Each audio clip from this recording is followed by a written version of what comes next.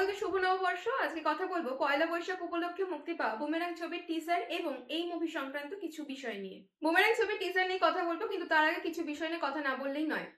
Boomerang ছবির সাথে বলিউডে তেরি বাতমে এসে উলঝা ছবির মিল আছে বা কপি বলে দাবি করা হচ্ছে, কিন্তু প্র্যাকটিক্যালি বুমেরাং ছবির গল্পকার জিৎ সতরাকনির লেখা পুনরায় রুবিরায় নাটকটি 2020 সালের 7ই জানুয়ারি কৃষ্টি নাট্যদল দ্বারা একাডেমিতে মঞ্চস্থ হয়েছিল, যার মূল বিষয় ছিল একজন সায়েন্টিস্টের হিউম্যান রোবট নির্মাণ। এবং এটি বোধহয় বাংলায় প্রথম নাটক যা হিউম্যান রোবট নির্মাণের উপর গঠিত হয়েছে। এই নাটকের মূল নির্দেশটুকু নিয়ে পরিচালক সৌভিক কুণ্ডু এবং রাইটার সুগতা সিনহা বুমেরাং ছবি চিত্রনাট্য তৈরি করেছেন। এখন আপনাদের কি মতামত, এখানে বুমেরাং ছবিটি আসলে কি কপি করা হয়েছে?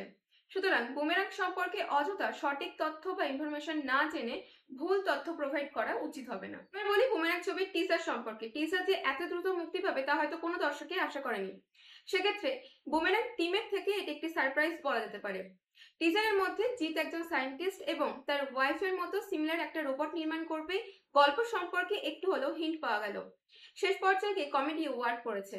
কিন্তু সবচেয়ে গুরুত্বপূর্ণ বিষয় হচ্ছে 7 কোটি টাকা বাজেটের এই ছবির ভিএফএক্স তুলনামূলকভাবে বেশ ভালো এবং উন্নত।